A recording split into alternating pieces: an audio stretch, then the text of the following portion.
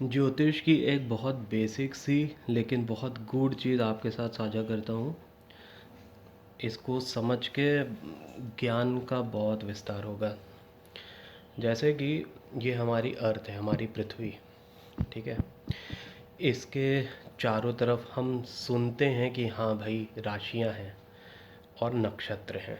अब आपको एक चीज़ बताता हूँ इसमें प्रभाव कैसे पड़ता है। जैसे कोई भी ग्रह जब घूम रहा होता है यहाँ से यहाँ, ये हमारी 12 राशियाँ हैं, ये हमारी धरती और ये नक्षत्र हैं 27, आगे का ऐसे ही 27 नक्षत्र, ठीक है।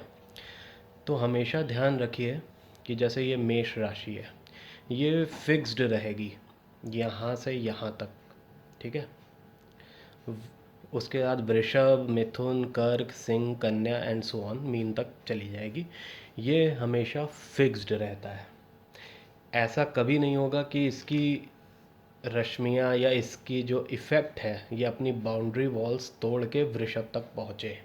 मेष मेष तक ही है।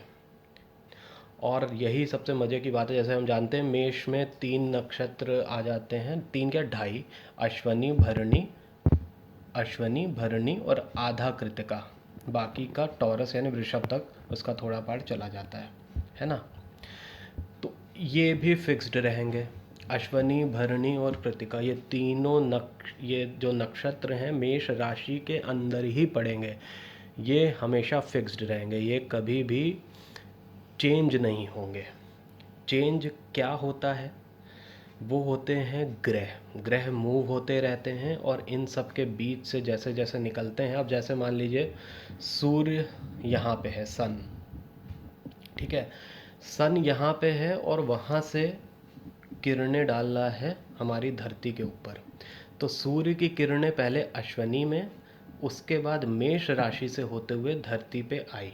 यानी हमें जो सूर्य का प्रभाव मिल रहा है वो अश्वनी नक्षत्र का, मेष राशि का, और फिर धरती पे। यानी धरती पे इसलिए कोई भी चीज़ हम धरती पे बैठ के उसको फील करते हैं। जैसे कि भाई सब लोग ये एग्ज़ाम्पल देते हैं कि मून, उसके कारण ये टाइड्स आती है, ज्वार भाटा होता है। वैसे ही जीवन, अगर सूर्य ना हो तो धरती पे जीवन नहीं हो सकता, ठीक है। तो जितने भी ग्रह हैं ये सब हम पे इम्पैक्ट डालते हैं। We are the observers.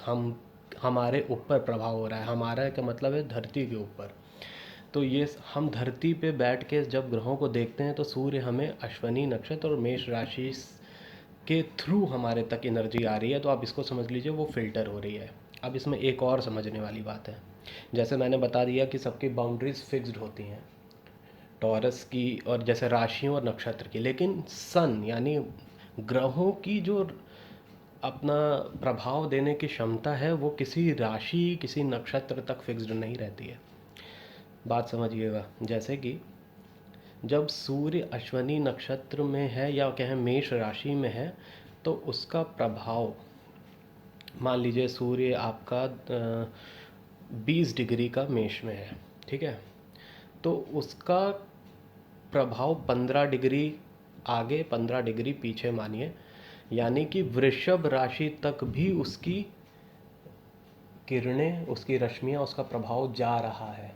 इसको हम इग्नोर नहीं कर सकते। आप देखेंगे कई बार आप देखते हैं कि मेष में अगर सूर्य है और वृषभ में बुध बैठा हुआ है तब भी बुध को आपका सॉफ्टवेयर कंबस्ट यानी कि अस्त दिखाता है।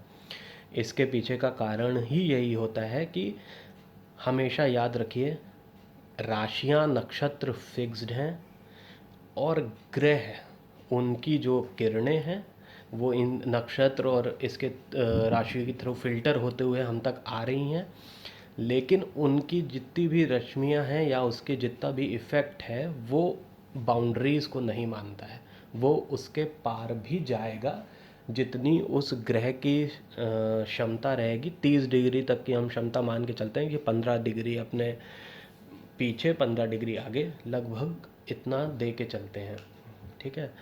तो आशा करता हूँ ये बहुत ही बेसिक सी बात है, लेकिन हम जब एस्ट्रोलॉजी स्टार्ट कर देते हैं हम सब रट तो लेते हैं, लेकिन इस ये कंसेप्ट अगर हम अपने दिमाग में डाल लेंगे ना तो आपके बड़े बड़े प्रॉब्लम सॉल्व होते जाएंगे।